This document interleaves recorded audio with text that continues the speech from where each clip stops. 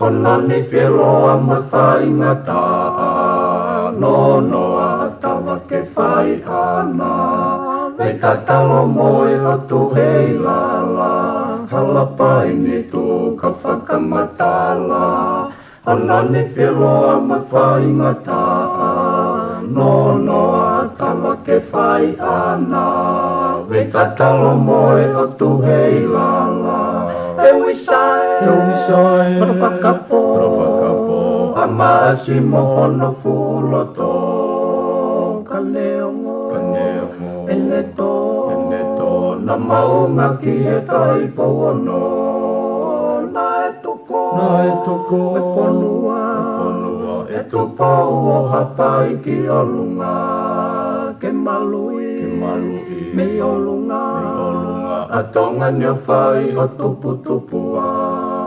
Utulai na o tumatanga Matakau no veka whakautanga Matangi mari e ko maua whaanga Utukalonga luko e hakeanga Utulai na o tumatanga Matakau no veka whakautanga Matangi mari e ko maua whaanga O to kalonga luko e hakeanga Hewisai, Ravakapo Amasi mohono fuloto Kaneongo, Eneto Na maunga ki e tai pono Naetuko, Efonua E to pau o hapai ki olunga Ke malui, me olunga Atonga nyo whai o tupu-tupua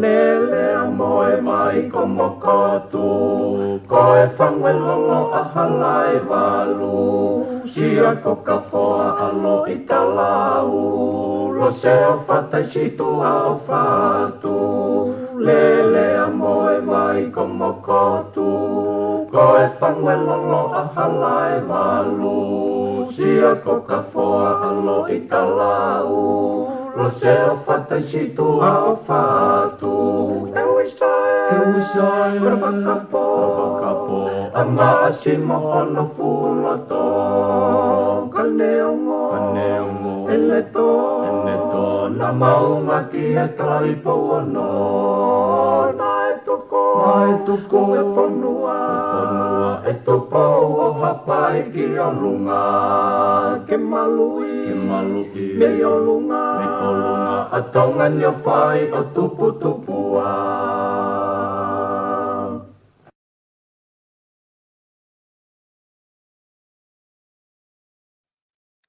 O kore ke u whanga mohe tala malo e whanua mga hi tala whakatap ko tope o ku wha o atu pa mihen tala ngata e tea o whai ki tō mama o kai a tae whainga maari e koe ni ke o atu ahe mo polokalama ko ia what whanua fo au ke hui ken malo mo e tala mao ai aho whakakoloa koe ni pia ku whatawanga pe o ku lele be nga hinga we ko do pe mi apina lama ke mo whanongoa mai e tau polokalama ko ia ke wikeni whainga maari ko ni o e whewhini o ku maua ai taimi pa mai whainga maari o e whawhonga ton ta whitu palo api wen piukala ki whae whatala noa ki ai ihi e tau polokalama ko ia whatu whanua whao iene pehe ko whiwhia ki tātai lere ai whawhonga he laine ke whahau ko te polokalama ke ahoni ma tau mau e ahoni e piweni a mango e ngau e pa mi tongan ko ilo ipe ko e loto ngā lea re foki i he tainimi homo talanoa ko ke patseti pia ko ngahi wheme aki ko ia ku kamata ke mo talanoa kia i he weekend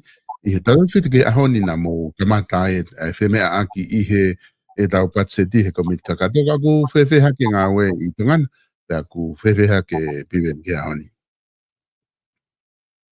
Mara picholo. Koi. Kore te pigi o whanga te pewhatapu koi. Koe whakausinga mai a hau. Koe rau ki kamata ngā tata visi niru. I awa ki kamata toi ho me mohe a mo. Tau po te whanonga ki te toi mai mai. Koi. Kei ke. Ka ku malo ko ia. Koe talu fok me ui ko si e mau whinga ke. Whakanofo li rei ho mau waka ke mau tā no he patseti. Kau e patseti e tau ni he ki wawe mai.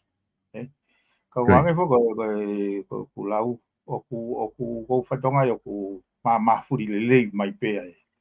Ko tau ko o sia nei toki hu mai pe patseti a fo i wike taha. Fo i wike ua. Pe a ose ai taimi ai. Koi. Ana ko ha ala hi fuga ia he ai ke whakawawawai. I kai ke whako fōu. Andu na fōu ai tau ko si tau ko na wanga mai ni na dori o ki kofi au bea. Kau whenga i fuga ke mau whangatua. Ke whai ha si o le lei o ngā pē. He nei uhinga bea ka au e solo he. He nā ku kore bea i whalala hau wahenga. Ko ui ke pore i le lei na tuhau. Kana ui ai ngahi mea na uwhiwhiri. Ngahi mea nei au fia. Pea ko whenga ke puke taimi o e whakawawawei o pau iku warning koe ke turi au pau whakamau i fwoi au hoku wae. Ko kuinga peo kia ke hepe o kai nega i toka ngau pe iku ki whe. Pe kanau loto ke ohanga o emphasize e poini. Ka paure o tau tānoa he tu hau e whonoa. Ko i tui wa whainga attitude e ke whatamulu. Ke koe la mau inga taha fokia. Kana e ape tolu pe tari e patseti he tau posi. I think e ne tu pe kia au ia ku tae whi unga e pa tai tokanga e kau whafonga kakaia i he whatongia pa. Kai ke, o ko ilo ko tui solo pa na whatonga i pea ne mau kamata mai pe o mau kamata longoa. Mau whenga koe ke aiha foi, malai wa inga le lei. Ko taimwe na mau ki kamata ai, nau te whoki au lau e miniti ke umau ange mea na mau matuku ai tau posi. O whoko au e miniti. O toku whatonga ngā ia ke nau tolo pere pela i koe au. He nega jo mandui koe hoi, hoi taimwe te tu ai kita on the spot. Ko ke te varela umai o kai ki hanga o screen bea mea ko relevant pa focus pe ai i ka pa whatonga ai ko ai kai ke quality le lei hange pe mautoria te hange pe mautoria ka ure ka lau tohi o whenga fo ke whakanofo le lei o mo tātaha ke ai ha whainga whainga whafotunga fo pana aku kau au e fie lai ane nai on whalere koe ahoni e koe mandui nei lau koe fui he kamata mai koe lau peri po te komit pa anga ki whai pe koe osko ne a present he pa to kamata reo koe ke whai ai hano tala noa i koe ai tipe ai patseti ko ngo ko fi mari o follow le ai bea kai ke paka ke ki tu ha ke peo ki ai ha ki me fa ton na sai au na fi au pa na ku finga pe ke u o ma pe ka na lo mai ka ma lo le pe ke ma ha foi refim ke ha foi ai a foi urunganga fo o hanga mau ka noa ko ui ke ko pachet mau inga ko lao mau ka ta be ke ko ni so ko lao ko ya ke lo ka tau tali pe foi lao ya ko tanga o ange fu valunga hui ve hiwa ki except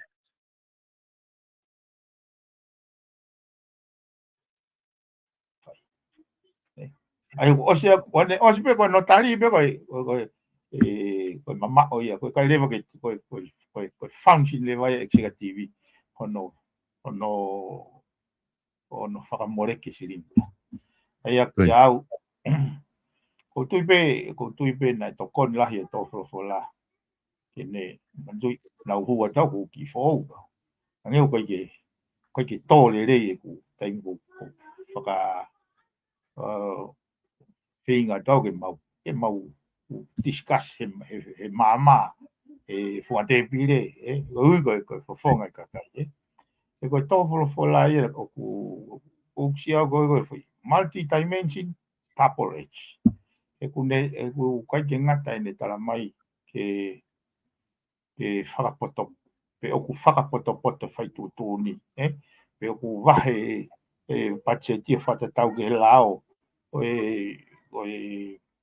o interest e kakai national interest o pai whai tu ni e ku sio ne tokoni au pito ko amana ki le au pito ki he ke te mama ona moni fo tala mi fo ke preanga mo mai ki taunga whata ka koe nau foto ka koe nau fo nga nau tau nau ki me ai whaka pai pāpe neongo ko he laia ka ko blissful ko fia ko lava sio o wai fo i unga fo o me whare hange piko sea ko mitka kato o ku ne hanga rewa ma ku puse whakaukau ke lava tāna e rei kake all in all o fia pito Koe mea hoki ana mahino ko tahi whakaukau o tui ke kakai whonuang nau whanongo ko ia i he whare area. O ku unau fia ki nau tolmia. O ku mahino pe koe whakatontonu. Koe whakatontonu. Ko ngā ko nau pe o te ke takihala e kakai whanapa nau whenga ki whakatontonu. Ke taim ko ulere mai koe whare area. Ka koe taimi koe ni na whakahoko koe umea koe ni. O ku na mohanga ko malanga i ke tukuange ai e mea aki ke flow ke ngā ke pe mea aki o te nauhanga o whinga ke ta ofi aki whatontonu ka tukuange ke lere pena hanga he sea whare area ko mahino a kakaukau ai whatontonu koe point of order ko te whinga pe ke te hanga whatontonu ai ka pau ko mea ko ia ku ke alu i mea ko whia ko e tālanga. Ka pau ko whakatontonu e ko ta mau hala hau whi mea ki pa nauti pe na doki kana to hanga o mea hake pe o se mea ko ta ko ngā ka lava ke whai te tala no aku ka lerei o hange ko na mo whinga ki ai ka ko ni tu ko he aho ni ku whakata ku tu pe ku ngari lerei pe men e whi mea aki ko ni ku mo ka mata he aho ni Oia, fia o pito pa usio o ku positive leva spirit loto he umane to o wai taimi e solo pene e kwanga whakaukau mantu o ta no holistic ya ai ko hanga pike foi lao foi kupu ke he tolu ai lao pa ko whaka amu ke ulau i mai foi tolu o ya ke uto hanga whaka uhinga ia intention o no foi la si ko lao da foi rak foi kupu ha mai whaka tonu o te ke make sense be ko ai au ka ko o si disrapu pe o si apa mau toki pe kaila ka pe whakakiki. Alu le vai o argumentative, koe ke toi, alu le vai kai, koe uhinga whake sio, koe whakaukau koe scrutinization, whakau koe sivi, ai koe i tō flofola. Koe mauhanga mai tō, koe nauhanga nei tō preseni mai nau lai pere, hanga mai tō furi hi ole lai pere, koe uhinga ke mau sivi i pe koe lai pere mo nie ni pe koe matai fika koe ni o wahano whainga mea.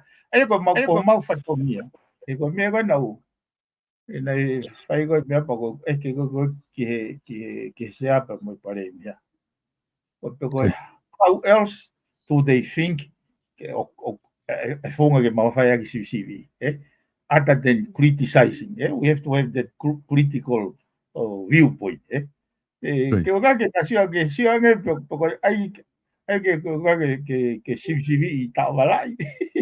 Sivi ai ana futa wala pe o sivi pe ai ko kuinga ke nahanga fatonga, it was never about them, it was never about us, it's about ai tia go mai o nahanga present mai ko mamere ma to fai ko sivi ai a ko ke au pa ku huinga lelei ko tau kawe fo ko me maria no hake e wa ke mauraki tala no e anga ko tau malai va inga tapa fape ko lo ava hu e tu ia me tu e me ke unga ke mauraki mai no to ante le me au he ke ko lo fa hu ia ai ke fa ka fi pa la mai le mo sea na o slave fo ke me ko ni solo na o slea ke me ko ni ko perception go to la ange na lo to mamahi ange na pe he ko ho e ki o ku na o kai ofa pana ku hu wat man to na hu la yon hu tau pe ya ko algo e diga ko you know who tu e solo te fatonga e hake au ia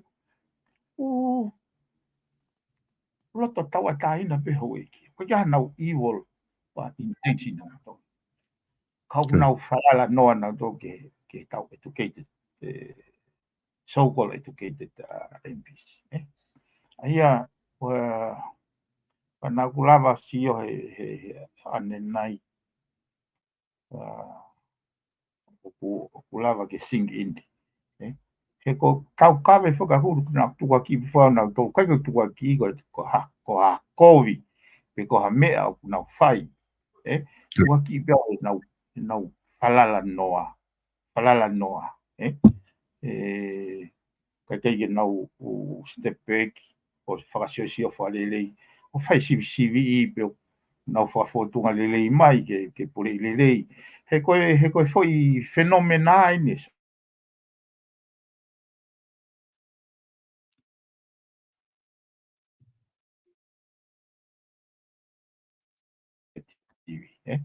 papa que na toka na toka na mai vena tolo fai mana tu na o stau kakai vena to o na no vena to na estate mo kakai pa o si ai pe ai kere ia esa safety net ka na to he kono mo ni ko kere ko ke kai pe osia alo tu pe o mate te foi ha ko ya fo mai ke alo pe ko mai greita te ha ko ya fo mai vilo pe he kai pe he ke vahe pehe no pere ko ni ka ospe ko ya pa ke te ha ke le ke no foha o hinga i uso ai ko yo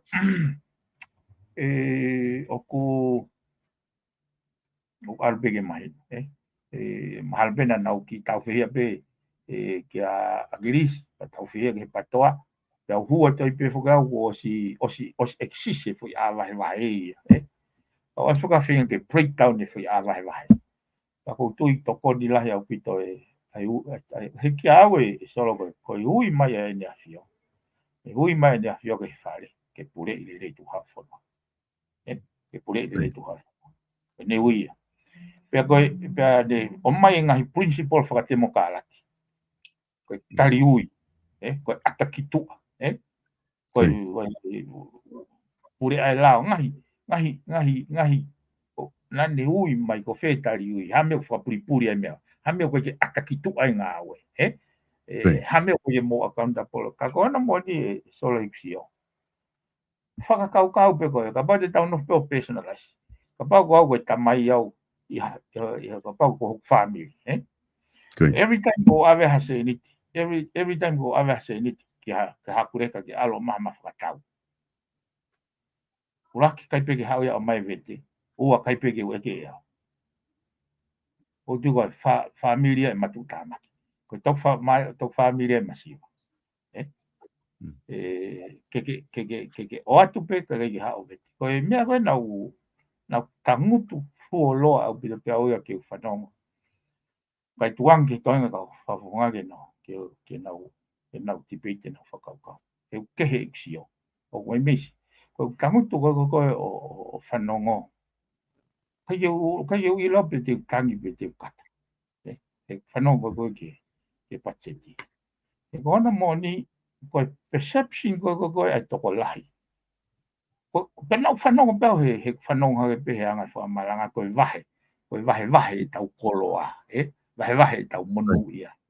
Ka koe kuna whakau, koe hae huinga unau tala noa koloa. He koe kia hasirini pehe. Koe tau hangai no whakotu umai pe te tau tari whainga whakamore walungi au hiwe hiwa koe ni. Ka nau toki oro, o whai hono whainga i me tuku hau, me kakai. Ka koe, kai kehe. Kai o i lau pe te o, ka koe uhinga koe e ku ongo i e solo. Nā pauhanga o ange whitungi au walwha. Nā pauhanga o ange whitungi au walwha e tau kōsi. Nā amanaki au ia, whakatatau e koni stuto nesol. Amanaki au e te nau maha pe mai. Koe breakfast i. Koe ngai project whakene whotu who. Koe katoa e whanau aku na naulawa. Ma munu ia e breakfast i na i whiunga mo tako whiha. Koe silini na e koe angai no vahe. Pea koe ne pehe, o ku iai ai whahinga, o kai e nau kau, ka mau kore ke o mai mua ke tahapoi malu. Whahinga mea pehe, manatui koe implementation ni, o kai ke ton pasi ka mau pehe. Ko tau tala noa reality into a practical world. He kai te oatu ha mea ka koe pake, hao po au tonu hawa me me moki mui. Rotongo ene kai ke palani. He ko na ko amanaki au ia. Ko amanaki au ko angai no whakafo ke ko whatongi ane minister pa. Sea mo whare area. Ko patseti na mau wharere mai tau kosi. Ose rak mahi na ono. Maulawa tānaki mai whiha me tu hau. Koe me sirini koe au mau os whakamoreke sirini koe. Ka koe whoakasi koe ke ngataanga koe mahinani. Eko mantu koe ospe mahinani uleps. Kai ke toi hoko katoa sirini koe kei toi hoko le vai koe se plus. Ke peo kapau o se sirini ia kau kei vai pe ngā oi pa hoko le vai koe te whisiti koe. Umepe, pe ko o se ange miti pe pa hoko le vai koe palanisia. Aia ke ne waka o tala mai na koe Rockford Project na mau ai. Koe foi project ko ia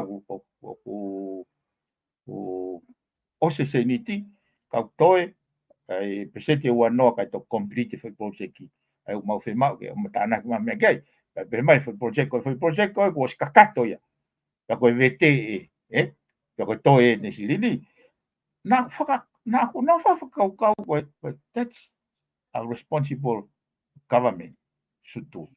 Toko ne ospo koe ne hanga ko o mai koe ne whama popo koe ne mea, pani pe mai rewa.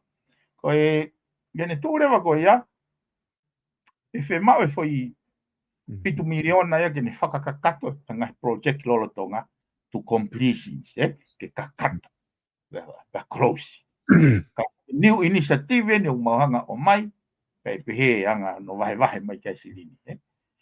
Now, I'm not here. But unfortunately, ko mea ko na ulongo pe ka uto e ke pe ka mautuku he whanongo hake ki tonga tapuraki mo tonga tapuwalu na taranoa vahe e tue ki vahe ka unawa whakaukau pe unahanga whakaukau e kakai he koe lahi ange e te whotutu e mea ke whai koe lahi ange e mea te alo tatau mai pakapai e whakangata hifo ke realistic pe he kai ke toi whehanu aki ma tui solo ko whiunga wal whāko e tau kōsi na o asi hake le vai ai to e koe kakai ko hiki ka papulu ko hiki hāko hiki i kāko hiki hanga he ngahi vi inflation ko ni to hiki pe ko loa whakalota whonua sai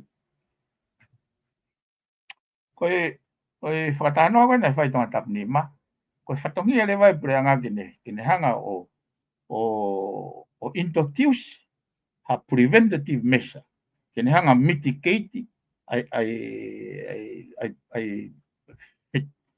hiki kone inflation pea taim ta tau o ange sirini lahi ke ni mai kakai ke na ngā wei ko ngā ke tupu e whakaekonomika ke ua te tau whakawhalala o te tau ke whakawhalala i pe aia ko sio lewa ko he ko anga ko ngoi ko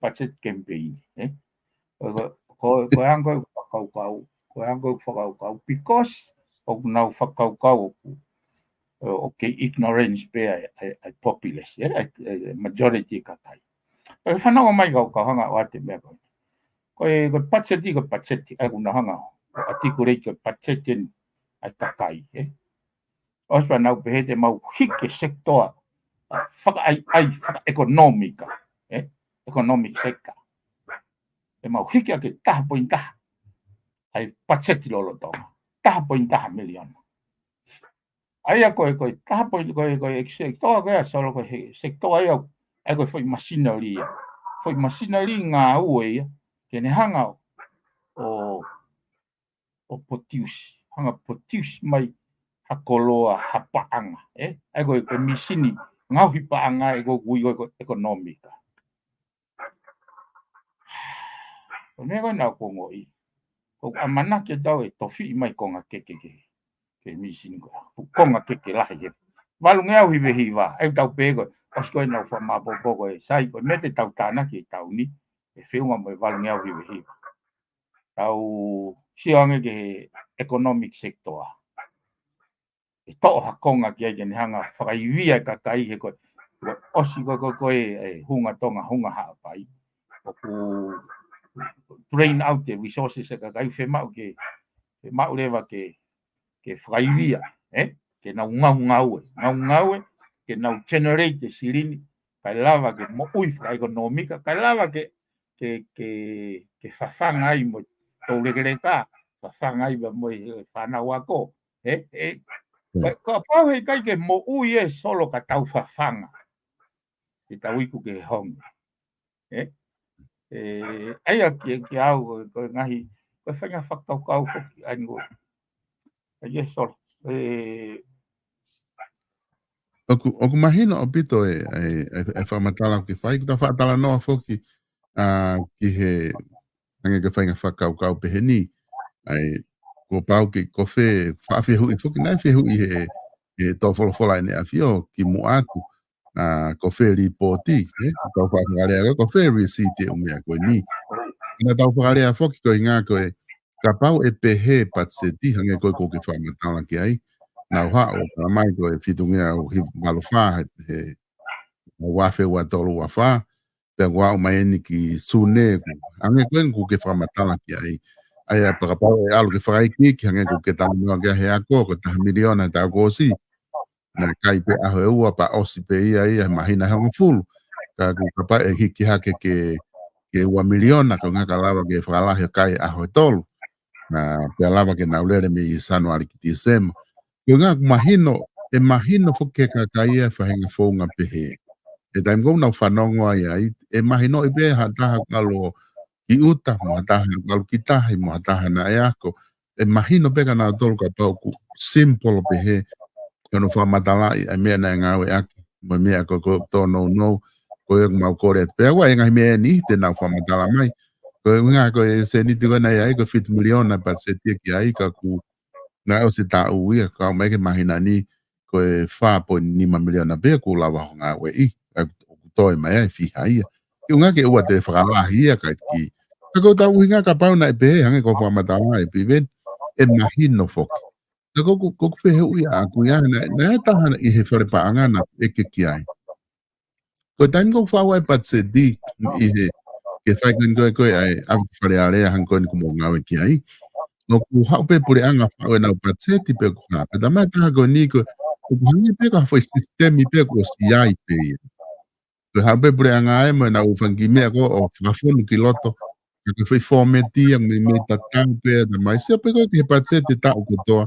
Me tatau pe me ko to ai ai ko me ko na u fika pe na dolmo na ha pangi fala kala ko me na firma ke focus ke na ngawe na tana ke tu ke ai ka me ko me tro ti fi pat ko me tatau pe ai ko wakai ko ai ha pore anga tau liu pe ko kimo he tau liu ko na lava o ngawe ake fonga ko ni ko ke o ko to tala no ai ke tau ha o pe tau tala mai o piha e pe fiha e ke ku te kai pe ke tau a o tol ke whainga mea ko tau ke whainga pe e maho pe ai ha pure anga ka ha o e lava o ke whai mea ko whai ke ai whamatala pe o ku iaha no pala pare maana ka pai alu ki ai na whai alu e ki ai pa fu ilo he kakai e whakai ki me ai mi whai whakamaha pat se ti me o mea pe he ka pai e fu alu ke mea ko ia mahalo pe na ka ki kaulere ia ke pure anga ko hinga pe ko Hawaii o ko ki ngawe ake ai whainga whaunga ko ia ki e tau patseti.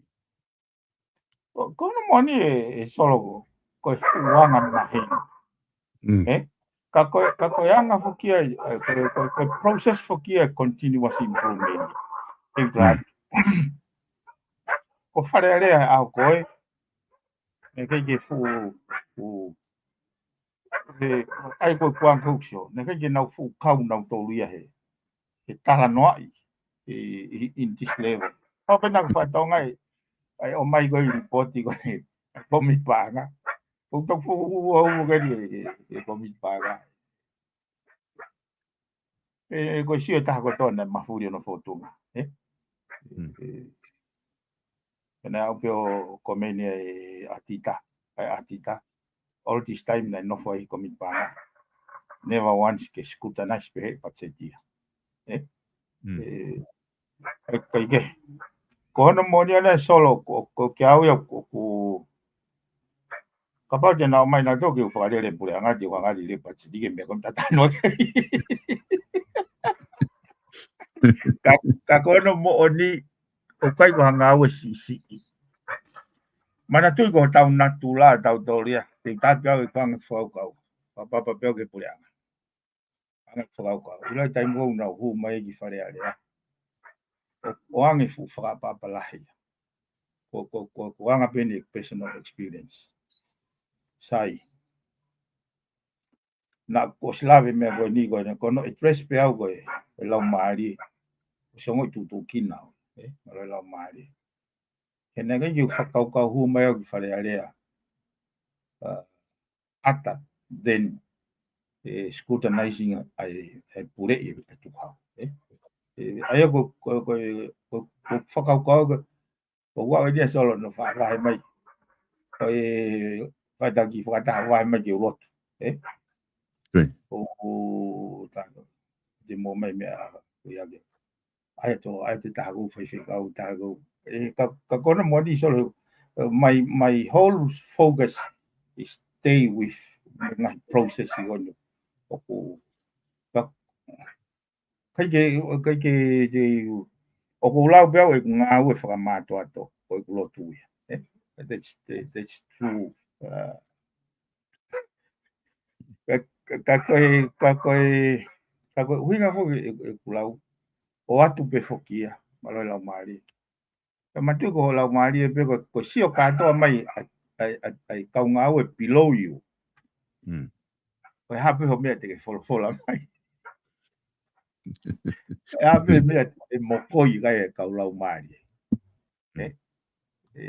Hoko le mai koe lao. Aia koe pa ko ngafo koe foi fatongia me koe fatongia whakalangi.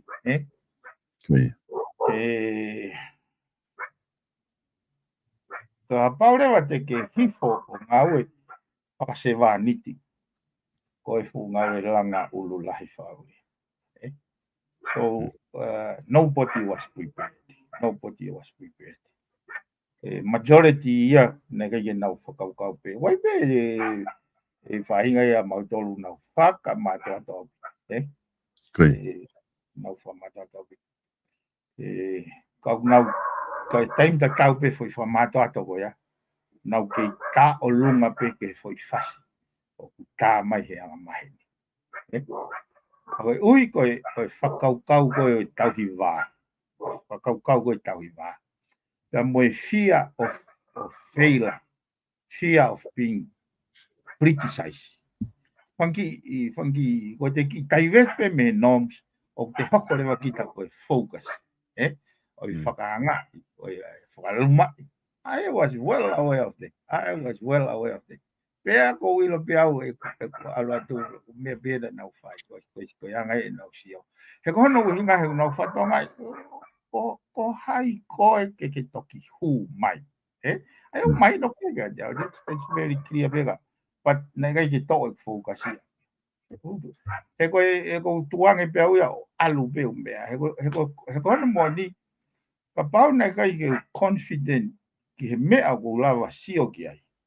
Te to fia pe au te mau me ki tua ke bo, kau lau kau feia. Eu hu me pe ki tua ai foi pango o break ai ia. Hoko te mo ia. Kai pe ke ha fainga me ke no fo o takava hoku loto pe mo ata mai ki hata ia kau. He ko me ango si o ko hanga pe ia e na wa sia. Pa ko ke upe he au ia ke ta tau me whakau ko te o hake e ua tata.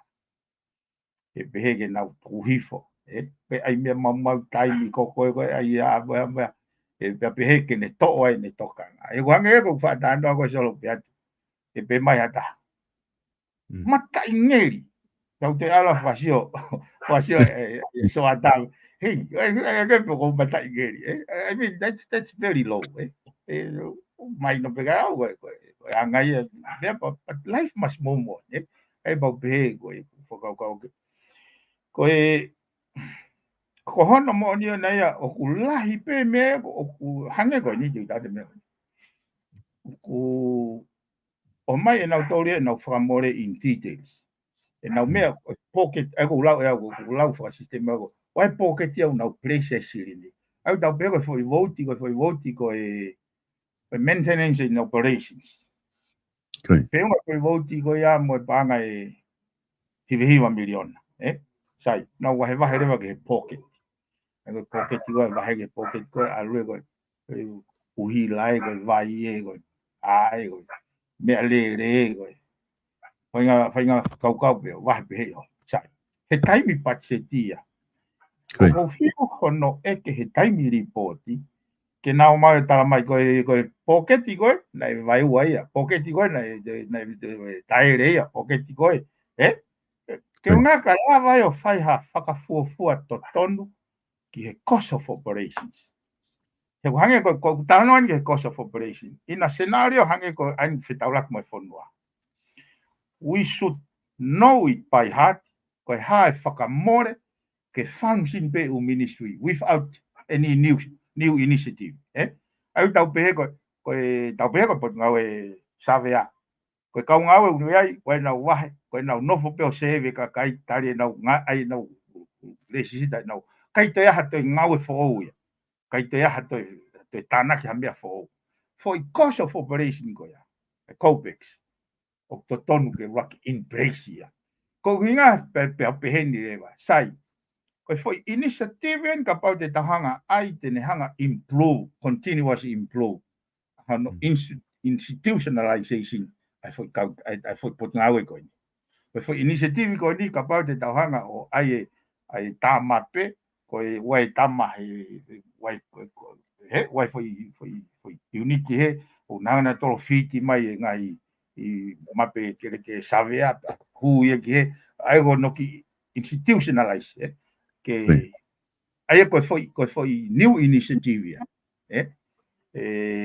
o foi mau le ta na ke sirin fo sai ko tau si o pe ko ke sirin pe unga pa tau pe ki tire foi fakau kau ya tau toki tau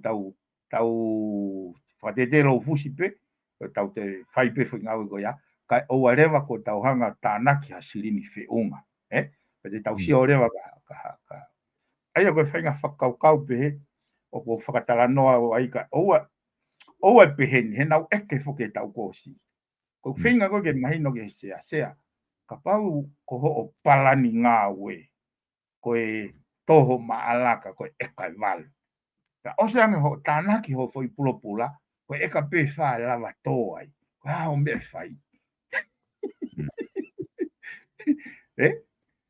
ai ko poiri le vai ki kati atu si e palani ke tau ngoe pe e ka fa ke lava o protective lava kakato sai ka pau he te ngawe ke ai resources pe e ka fa ke te whinga ke te kala e ka walu te tof iki le o te ingo hae protection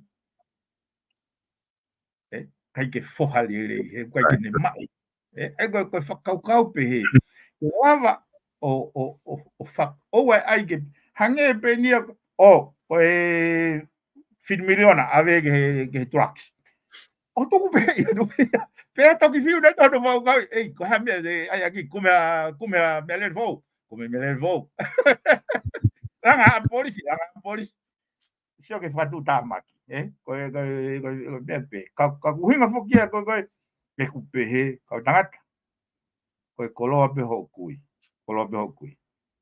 o ku ke ai no ai ke alpe ko ki kolo pa ke ha pe ko ya ave ya ke almo mea ave te ke lulu tai pa ave te ke langa ki ave te ke tama ke langa ki ngai fare te au wena ke sio ke ai pe ku process ia mechanism o se ange ulava mai visit mai vete ke tau tariu ia ke tau accountable ko fatu tama ki ko ka ai si o ko ke no allocate Ko ne tu foke e piveni ko ni e falo fuaka imagino bito ai pamatala ko ni ke fa ko behange ko na ku pamatala ta ni nai o ku imagino ngo fuai ke kakai ni kapau e pehe nga we pe ko ti e fi mari mo ne afio anai ke ke te loko fa to folo fola ke ha me ha ka kunga ko imagino time ko mo e patseti o unga paanga mo paanga ke nga we ak kone tu go e na whananga tahe ka whawhawhongana wha malanga. Ko ta noa ni whakaluku e patsedi. Ne pēna tau kamata te whasiti tau koe. How many tau ni kua no a te whasiti. Aia koe, ka whunga wela haia. Ka ki ngata hene no a te whasiti. Ke te aha te tuku hau ia he te tānaki atu. Ki he, ngā ki fua he kakai. O ku lere no molo ni ko toa be he kuinga ka koina ka kunengo ku hike patsedi ya malunga hiba miliona ka ku ka te fa a fe amokaki ko ne to ko ya o ku lava he foi ka pau ko fifa matala to tonu ia o ku ne lava o mai o ku tupulekina lere fa paanga no fa lere tau economica mo pulenga. That is the cost of ignorance. Ko hanga i ne ausia. Ko ne whakau beo me beko whamatala mai ko ia. Ko whatongia ko ai ko ne mai he tōwho ake mausiwe whamatala ko ia. Mana tui na nau o mai ko tau ko si pau tangi o nau fufu e te whesiti. I loto i he revenue. Aki e nauanga o floated fau i revenue ke la ke apia o ku whainga maari e pe Kai lava o justify a patseti go na fotutu ke na famoreki. Kauki o be e whanara ni. Patseti go wafe o wafe wa tolu. Fua hikia he pureango ni go na uraki ka ui. Na uhiki i hake patseti o fua koe haiesia in any other time. Pitu ngeau o onofa. Ki ngau onofa. Sai. Panau tamai lewa o te fesiti. Ile whamapopo mai whakamore ektuolo goi na nau tānaki. Pea nau whakamore ki. Pea toi no. Ai go no goi te fesiti. Tānaki a text. Toi o mai mo tokoni mei muri. Toi no. Na whiunga be mo ono ngeau walua. Sai. Oi whiui leo. Hai nei mo misia i. Hamena mo misia mo tage di. That much. Me foi vào no milion này. Ka ko hai unga nei misia i. O hune hanga ai lewa e fa mahino i mai. Na ia palania. Na nau fai bena dole me ko nei fai le fa mata ko e to ta pulaki. Tu le fo. But se ti o fai mana. Ai ko mini mo algo mo se ni ko. La estaba mai e fae o te ko si ni ko. O kai tolo kai ko le pone le malo nga we ia. O ko pe ko. I don't need to be a finance savvy, they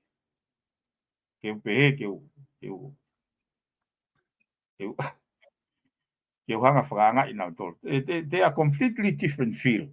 I am completely but from the system viewpoint, populahe flow is here for mechanism. Pagoi ui ko ni fuulahi. Ui ko ni fuulahi. Ka now we sort level now to doing nothing. Just let it be. Let it be hena te ke whiu ia ta. So ka pau ko ke whiu ia ta. Tau nau tonu bena to wai. Kai te ke ni ko pa mo raki ai o raki we se ko toi ngai toi ai kakai ko ai mea ko ai. Ta pe kala ke yo na follow pe fai te fongi mea ko ni but nobody ever question. Ko whakau whaki he taime ni ihi, he whanonga ko he patsedi. Ko whakau ai ko e talanoa ki he mea whakapaanga moi, ngai whakamatala whakapaanga, ko hange ko whakau atu ki ai ko e fuu. Ko fuu mea whainga taa o ki toia, ke tau lava mahi noi, hono whakamatala i ko e paanga. Neongo, tau osu maulot pe da tono no riunga e mata i whika. Ko e panga e wanua me panga te au to e panga val noa. Kako time go for tu mai ai mo nga hime aku ai.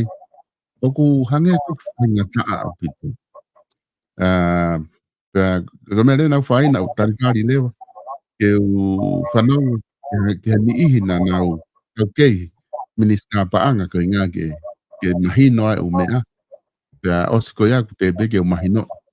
Ko time ko na matala ko na ki o hake foi point ko pehe ko i he tafa ako e ako. E ako ta totongi na ako pe anga o ke form nima. Na hanga rewa e he taha ka whawhama ko tonga tapua. O ni talamai e ne poini. Ko haku o ku aike na waka tai totongi ka kai ke ave resources ia ki loto ki ako.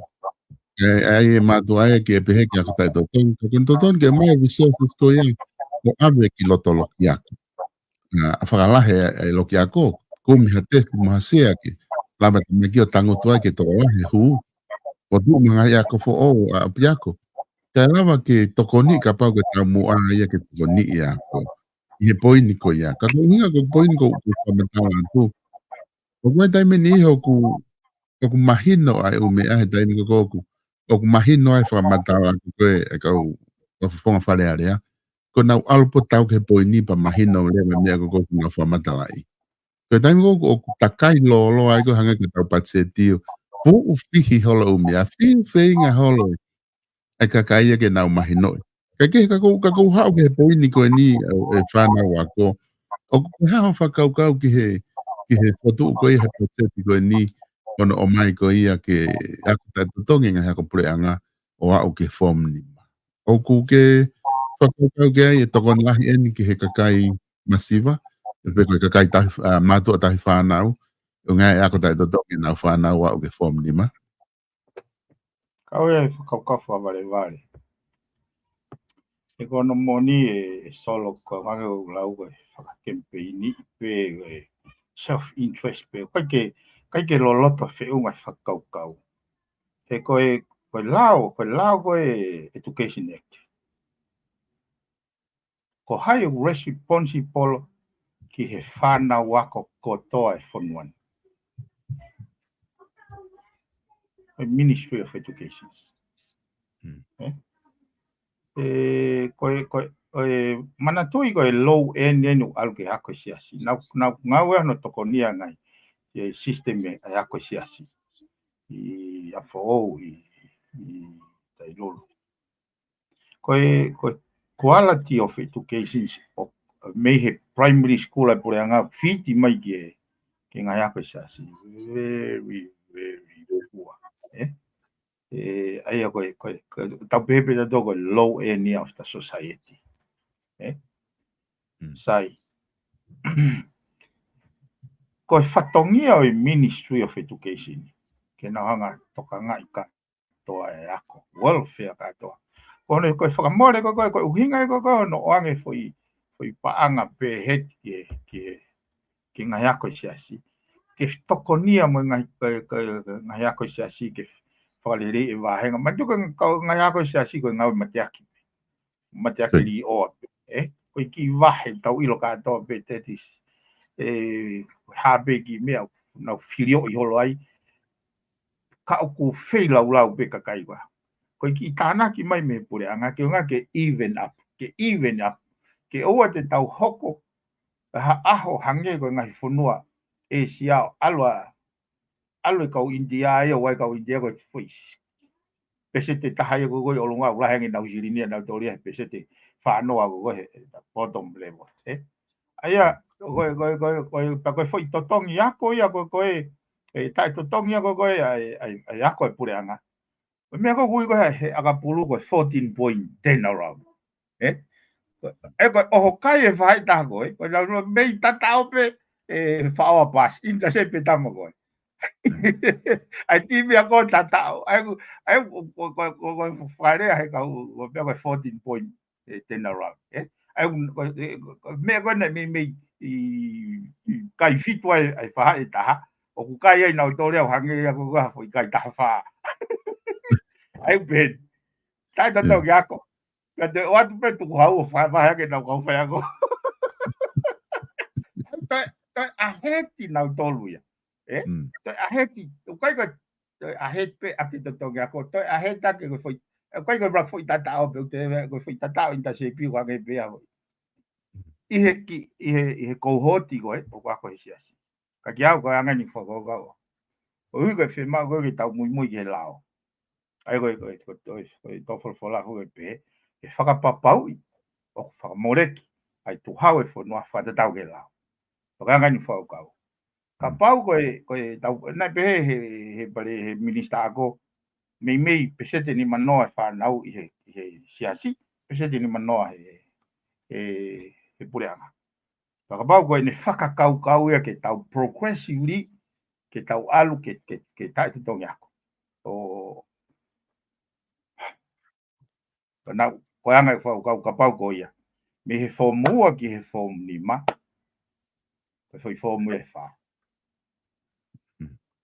Ai e whak tau pe he whomua ke whom tolu tai te tongi ako. Across the board. tene provide the fairness, nobody wins in. Pe fia pe kakai every corner o fonuan ke nau te tong tu hau. O whainga mea ke te aigo whaatano ke taki nau tol o nau ni ma.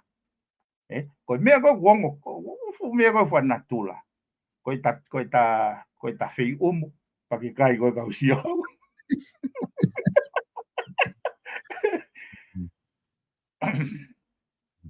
Mon la he pito aku mahuinga apito whakaukau ko ngā ane ku ki hanga o mai. Oku mahina o pito pe whakaukau ko ni ku o mai he premia. Pa me minister pa ngā whio aki pe mo mahuinga ko ako ke tuwha pa ku. Nai mea whake premia ne pe he ke lawa ia ke kau noa mea ngahi ako ko SCC he kua e lawa ko ia. Oku lawa ke nau mui ki ai. Kako hinga ku o whakahoko e whatongia konu nau whai ke ako e preanga. Kako ngahi toko ni koe whakafoi ulu. Lau ngea mo la wafe ko ia. O ku nau pehe ku fairness pe ia ke ngahi ako koe e ngahi siasi e whanau ko ia. Ke ki te pine tai, koe ni whakaukau whukia, koe measuring stick o hala. Koe measuring stick o hala. Koe whakamore koe mei he tuku hau pe het, i he ako e pureanga, o kahawhe fitungi au ki he tokata. So, ai ka pau lewa, ai koe measuring stick. Kako kuinga o kai ke te compare pe hei. E pe hei, koe na ko sei fitungi au. O kai ako tai totongi. Kau lau ia te Education Act. Ai uhinga koe aku. Ke tauhanga operationalize according to law. O ku mahu inga ia ke oua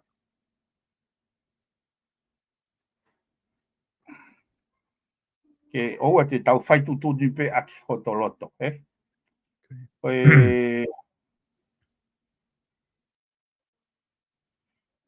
Kuptolu kupsi ulaki.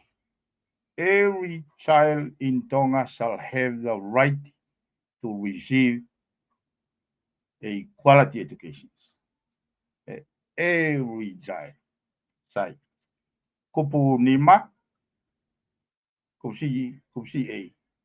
The ministry is responsible for improving equitable access to and improving quality of universal basic education for all children in Tonga from age 4 to age 18. Ayako compulsory ayako me tau wha ke tau tawaru. Ko ui ko sfa we lao ki ai.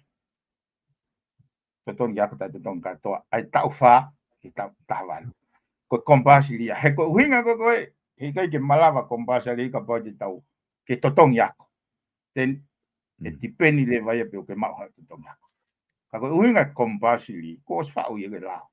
Pa ko responsibility ko ki au ke tui mai he pure anga mata so ata malo ngasiasi o mo to atu o mau fatongia e ne pehe ke mau te wa mo tore infrastructure mau at mo tore vahe ke ka fai ako ko nga ke stenta tais ke wa ya ke madu ga ko siasi mo ya ko pure anga sayang e vahe ka pure anga ko me le va hoko e lahiang e whakatawere ke ko ni ki yawa pe hapo se pure anga hiki ka kai fe ai whanau o whi mau koi ke kawa ke whahanga o e lahi ki anau toro.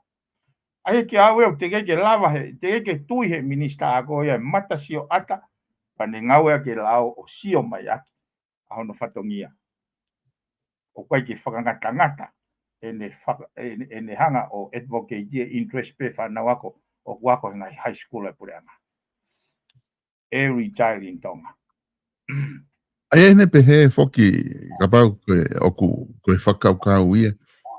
E tau wakai atu ko ako ko lau te pure anga kelas taha ke kelas ono na tai totongi pe ia me fuolo alo pe o ke ahon ana hanga lewa mista ko o atu lewa form 1 me form 2 o tāna ki atu ki ai ta to tongi moi ai ko foi move ko ia pe ku anga fe ola ka aku ma wa fe o fairness ai foi whakau gau ko ngā he ku tatau ai be ia pe form 1 form ai class ta ki he form ua o ku ta to tongi ko to pe ai e hu ko to pe ka whanau o tatau ai pe ko whanau ko ia te nau ako pure anga pe o ako siasi he time te nau form tolu ai ka ku nau mau katoa e foi benefit ko ia me class ta ki form ua te na wako ta to tongi ai na ki o sayang e foi whakau kau ko ia mauai o ku mauai fairness ia i foi whakau kau ko ke hiki ko ta to tong perform ni ma ai pure anga iveni Kau ke incomplete pe.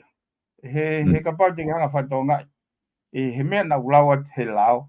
Ko ke ngata pe access to education. Quality education. Yeah.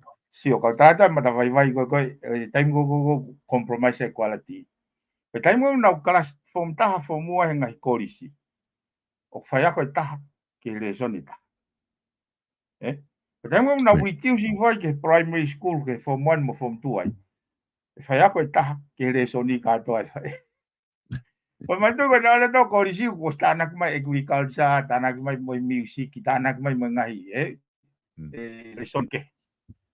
Ayo ki au kapau ko flow se whakakau ko kai ke nauhanga whakakau o kai ko ako tai to tongi ai access to education voi mechanism ke nauhanga whakakau he ko foi ta foki ko o tu hi fo ko ki ta ya balani mere ma ko no ko ki ai ka ya lo ki ako ya to ya tele na to ria te fu over proud le na to he aplaud to hi ki bathroom ko ben na hui nga pe ko ki to lai pe ko a ke classroom no the whole infrastructure is opal pare to ko quality of education ka ko fa ka mama hi en sol ta ngoi o se na fo mo pa na hu ka koris they are unprepared. Toi whaka o whangi. Ai anga ia kaha. Ka koe hai a te whito I tau mua o ku na e makatu ungai Nkai ke o mau ke he pat se dika koe hai te whito I tau mua na e makatu ungai hono pehe ke free education o au form ni ma ai whana wako ko he pure anga. Koe whia mau ke nau mau ha quality education koe hai tau mua. Kai te ue he moni.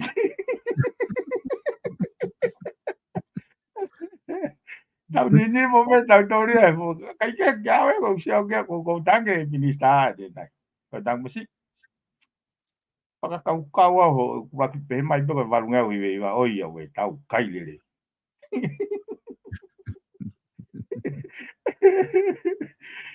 Pau to mai au polu mo pere ko whakau mai tai mo te vahe mai ko nga patse pe mai polu mo pere ta ko alwa ta ke ta mai ko ke whamanga maha mutu ta ko sakala meniti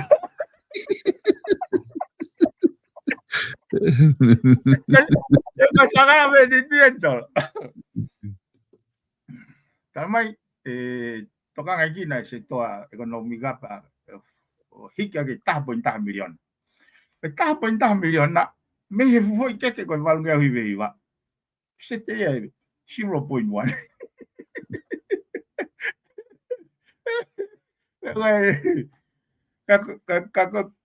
Kako fu setor con machinery, fu machine production ni it's all about productivity fu machine de nga kaja sai tamai leo te mau tokanga ke kakai tau te fito ke ka wai te mau hiki me panga te au hongful solo mathematically na tanak mai panga ngoful he mahina panga ngoful he mahina vahe ake panga ngofulu ai tol noa ko na tanak mai ke kai he ko to be sin tol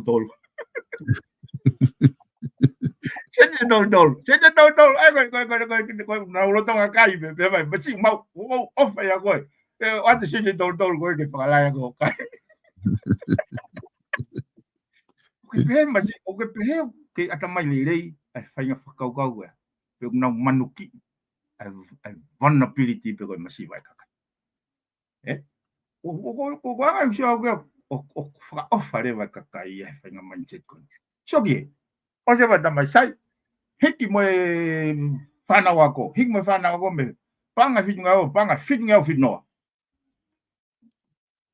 ko ave foki ko foi to tongia ke tau se ni te tahi you work it out se ni tahi va o se ni te tahi va o atu ke tokoni atu ke that is an insult. I rather like I now hanga initiate me agora. Kabau si evi ai toha ki pula ka ke to ha o tau fo da mai ko ni ko foha. Ngau nei fai te mo kai le. O ate sendi ta hiwa, o ate sendi tolu. Vai me la. Mo foi a bele que mamá fai que ela sen tolu e fakatau. Mago panga u a bele que a bele da. Pe panga ta. Na mo foi polore je de mando.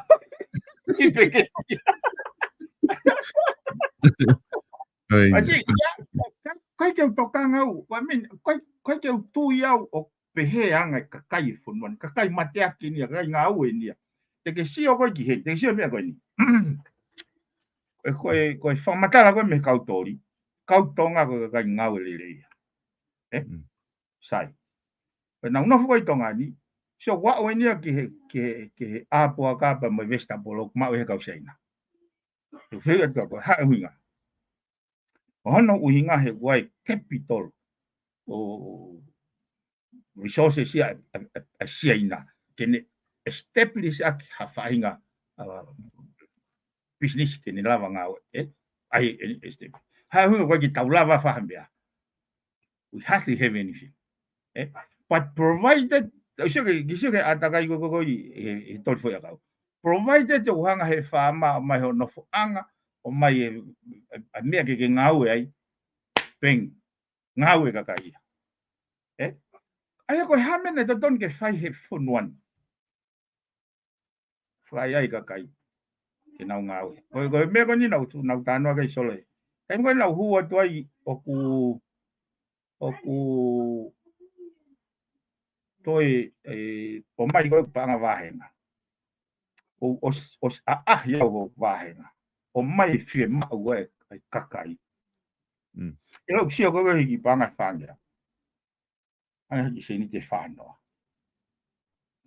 ke ai ki fanga ke ai to ni mas ke se ni te fano sai ko anga le fo ko hei kai ke o se angi kai pe ke taula ta to si o ka improvement o tu le wa alge panke o at mo ki panga ko ia o ten deposit ke hoko e ko cash correctly kai whaka ata hoku wahenga ke nau no he panke kai to ai foi popula ko mo whatetenga ke nau mai moe nau resisita o nau api o mea lere ko wahenga to ia to e foi distrust ko ia kai hanga he panga ko malu ka baute nau hola o mo to re mo to panga kai o ange ka tau hanga o whaka iai ka kai ke nau ngau sio ai ko maximum ye ke panga ta man ke to da so nau no le wa alu ki fare pisa ta alu le ki fare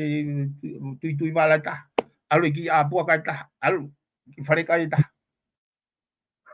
okay ai ko talo meta ko si ha take default hanoi ka sio ke ko basis ye fa kau provided wanga me ko nau ni ma nau e ka kai tonga ka kai ngau ka kai fa bu pika he ko kau ngau e tori ko kau ngau e reipa ko imuri ko ke piki ha ko ke to piki ha ta hai ka kai ai ko hare wa ku tau ai ki to ame no to ki muri na me lava ga minister I mean lava ga ai sa ke to da pni ko taimen ke tau hanga put money e nimai kakai na ngau ko sio ke ko no ko SPPT ko wa ko me ko SPPT wa ko ta no hen ko na tupu na to lau miliona ka uketa kau nau piti nau doria me informal sector fine ma to ko ngai kolo ma to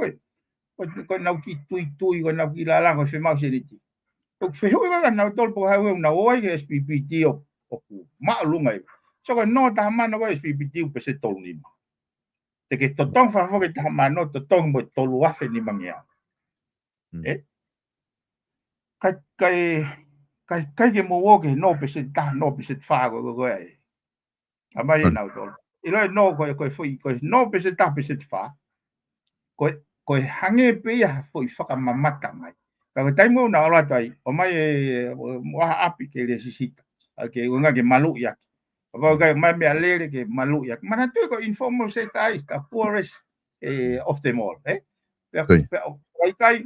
ko mai ange pe yang fe ho repay ma tu ko ya income pau ya ke hange ko no ko ai CEO ya pot ngawe o si ai no me alere wa no api ka wa en pai ngo fua ta no ia pese te taha mo pese fa ka ri aki pe ka kai masivai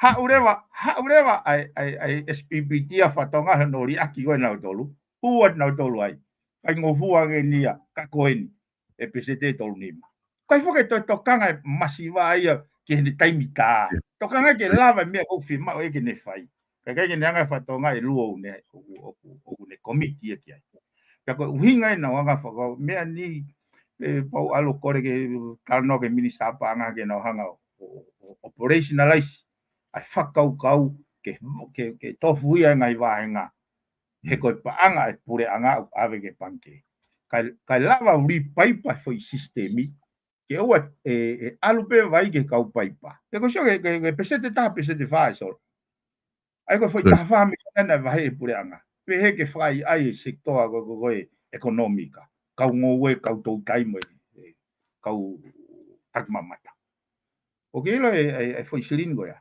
no pe kau paipa no pe kau paipa he ko nga he na ma o na to luya ai pa ka pa pe o ya ha ki motu a fama bone ki e ka bana valu to ane ki mereni to o ya ne ha ki motu a fama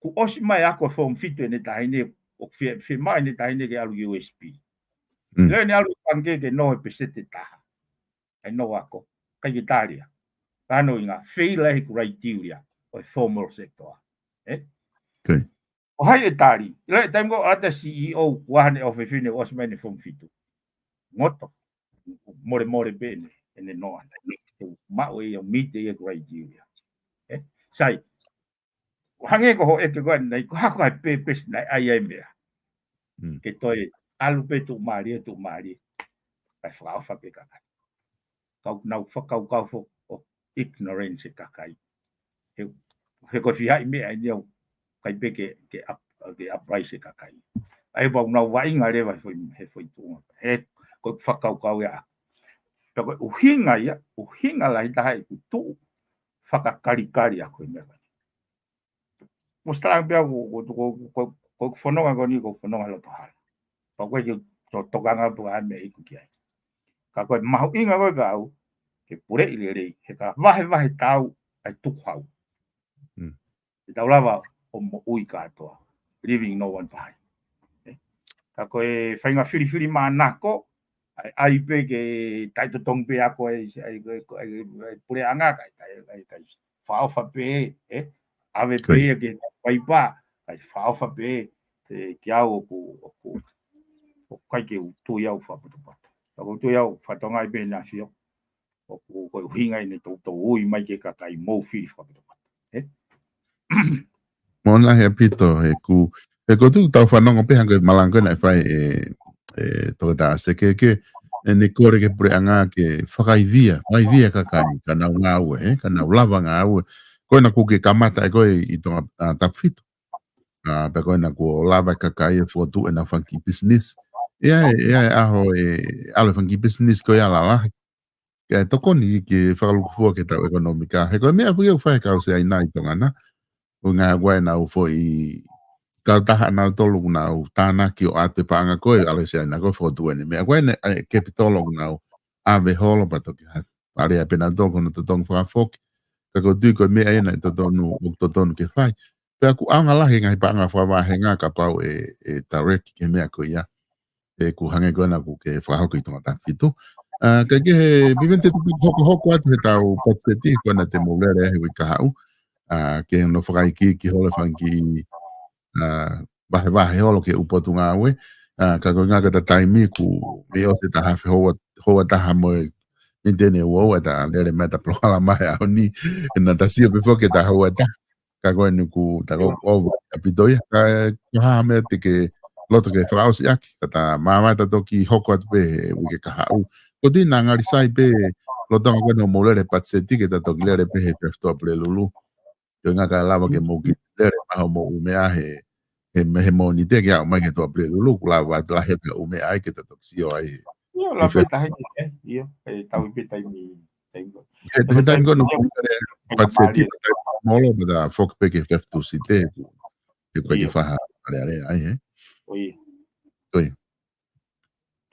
Io, sai pe solo, he te mo whanau mai pe ke lere patseti e wika o ka ko osi positive energy osi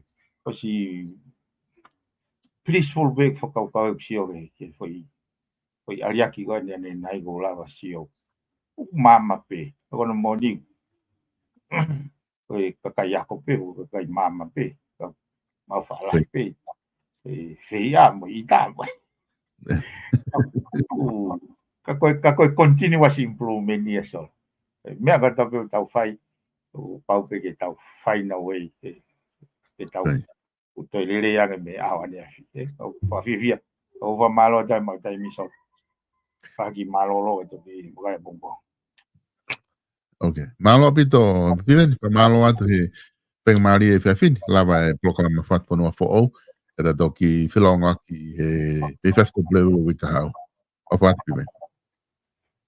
Okay, o va chole. Ia. Fa malo atu kainga i he lava ko e tau proclama fat pono fo o ke wikeni. Fa malo atu ho mo kau mai. Angi ko e na ma fai ke wakai ko tau ko siki fo ke tau proclama ka mat o fa hoko he fiafi tu site i taimi hoko ai ono ko anu silani ka ganga be masio ko lotonga ko ne lere patseti yo nga e fai mai ai tipedi he monite i he tu site prelulu mo to prelulu ka tau toki proclama he fefto prelulu ko to ape i he wiki e ua ko ni ka hoko mai he patseti pero ne hili pe ya pa tau foki leva ke tau poli anga mahini ke fefto site yo nga ke fa hoko ai proclama ka whamalo la heta modol homo ka mai whamalo ke tau ka sponsor i homo ke tokoni ko ia ke tau prokalama sponsor tau ngai prokalama o ka wai fatfonua po ko apongpongi o kai ki prokalama apongpongi ko e ngafi live broadcast ko na prokalama hanoa o foki mai apongpongi taimi fa ke ni mai fiafi ai o ku whahoko atu ia ko prokalama pia taha apongpongi whahoko atu ko e ngafi live broadcast modol ko ia mo fia ma o ai koloa maho inga ko ni tata te fito ke ka o fefine o ku ke fia ma o ke ilo lahi ke ngai fai ki ko ia ke ma wai ha o fu ngafi ma mo pe ko ha fonga e lava ke ma aki hoko ai fa e fia pongpongi e fa hoko tu ai prokalama ko ia pe mai ka tale kita o e business go ni ko ngafi o ku ma whao ka ngafi live broadcast pongpong ia i taimi hoko ai wha ki hoko ai nima whamalo lai ki kautaha koia ai South Pacific Loans stalik tupo pe me kautaha no ko South Pacific Loans o ku kei whamalo ia ki motol i tokoni ko toa pe mo whai fia mau hapaanga no fia mau whahinga tokoni whapaanga kia te koe patau hao mea lere pe koe whakakato hao whahinga kola pe ma whapaanga i Okalani Nusila e kautaha ena ko anga ki ai a tau kainga Pasifiki mo tau kainga tonga ko e whaingo fua tu hao whedutaki ki ai noa walunge au walu hiwa walu pete nau tokoni i koe i ha whainga taimi pe teke whedutaki ai ke te nau dolo whalkoa wala ko e koe Page Fashion Store i loto nuk alofa o kuko osia watu e na uta fo o ki ai about te ke mamata ko e ni ihi ena ngahi koloa ko ia ko os tu uta ki ai vavelewa ki ai a pongpong ke kau ko mo sianga pe modol ke uta ko do pe ku fra wantu ki he page facing store hanga hake ke tau mo pe building pe ko fika hiva o e fata fehi road I loto nuku alofa va pe ke ai pe ke tori mo fili nga hi kolo ko ku atu ko ia pe mo mo hake ai de ke mau ai manu ia ko ia pe mo nga kolo ke he kula ke atu ka kai fine ka kai tangata pana o longa I whanau habe whainga mea ku ke fia mao whika o aki pia moe fashion koe kuonga te ke mao koto a ia I he page fashion store I loto nuku alofa pe koe ua fitu tolu ni maano pe valu fitu noa a valu ni matolu koe kautaha koe ia royalty live stream pe koe royalty tahiva valu faa a tesi o ku tu mo lau I loto Brisbane modol koe mo fitu taki mai whika o aki moe ai ha maka wha manatu ki ha o mātua ka pau kuna pekia po ha o taha ho ofa anga o ku nesi mama o atu me mo ui koe ni ka ku whia mao ke tō hono maka wha manatu ku lava le rei e ka taha koe ia Philon Testonga I loto Brisbane ke ne whai service koe ni I Australia pe he foki pia motonga te ke lava peo whetu taki ai whika koe na o ku asia tu koe ia I screen koe noa wha, ua noa hiva, fitu wha nima whātaha. Noa wha, ua noa hiva, fitu wha nima whātaha. Ke tau taki ki a ia whainga taimi pe, una ulava live stream, aha whainga kātoanga, te na ulava whahoko kātoa e whatongia ko ia. Una ulava pe mo tā koe ngahi whalani, te unga ki he konferenisi hanga koe kote, he kesi, koe vala ko ia printing ngahi vala koe spoti, ua ngahi kopesi lava pe moia, pe a wen ki hene whaka tāna ki atu eni ki hene businessi ai a koe ngahi maka whakamanatu na lava service ko ia whaahinga maka pe te ke lava e koe o mau mi ai pe hono whahe a o ki hono tō ko ia ki he mala e o whotu ki ai te na lava kotoa ngai whatongia ko ia o mai maka tā ke hingoa mo ngahi ata mo mea whakotoa ko ia pe o atu o whakotu I he mala e koe o kuke whea mau ke whotu ki ai lava katoa ngai service ko ia I fika ko ena o ko hanga ko ia o atu I olunga ke mo wakai ki ai a ko e kautaha ia koe te siti ke lava fitu utaki ki ai fika waki menga I service ko ia una whahoko ko e kunani kawa I loto Brisbane moia te ke lava fitu utaki ki a le safi ko e tare ki tai kautaha kunani kawa ke fika ko na wase the screen ha whainga fia mau kawa pe I Australia, whitu taki koe ki he kunani kawa. O ki kai ke hala nau tolu I whainga kawa. Tonga, maa, pia to e kona au pito ki hono inu, whitu taki rewa ki a lesaf, te ne lau ka le pasi, ke ne lawa o whahoko atu rewa, a ho ngai fia ma o pea, kona waa ko I tonga ko ki he nau whare, I he kunani senda, te ke lawa whitu taki ai I loto have loto, ha whahinga mohenga pe, te ke lava o fia mau, te nau lava whakakato atu ia maau I he kunani senta I loto hawelu loto. Ko tau wharekos ulu ko ia I o tuu ko ia I orewa, te ka pau ke ofia tuai ka inga tonga, ko e wharekos ulu ena tau ki motua tonga, ko ta holo antoni, o kune whalere I he ka orewa ko tuu ena whareha o wakai mei tua, pika taha hiva, P o e moe nui avenue I orewa, peka fika telefoni ena ko hiva wha fitu nima tolu nima. Te ke lava pe o puka online ho kosi, pe te ke lava pe o whanonga pe koe ki ai, huat ki loto o kosi ai ataholo mo taha, o ene tangatanga aue ke na whahoko hano kosi holu o ka pau kukeo fiatu I he feitu ko ia o orewa. Koe siu I moana freight services o ku kei whahok whatongia pe freti pe me tuasila ko ia I mangere te ke lawa whetu taki a freti I he noa wataha noa ono hipa tolu ono iha whahinga taimi pe e lawa freti o tokone ke te koe pe ka tau live stream ki modol ko ia ku mo ospuka mai o ku whamalo at ke te modol ka pau o ku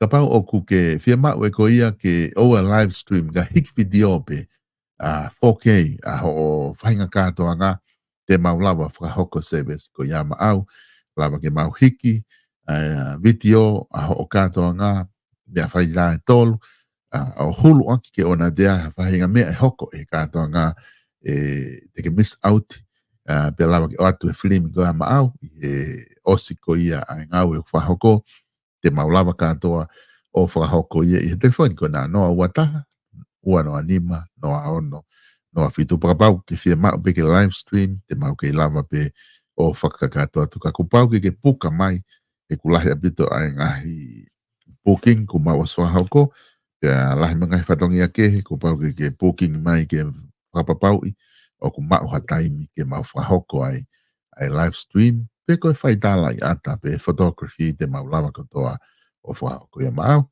koe ngata pe ia ngahi tuaki, o kulawa ke o atu me tau polo kalamaka, mo mea tau toki whelongo aki a pongpongi, i he taimi hoko ai wha, i polo kalama ko ia ngafi ngafi live broadcast.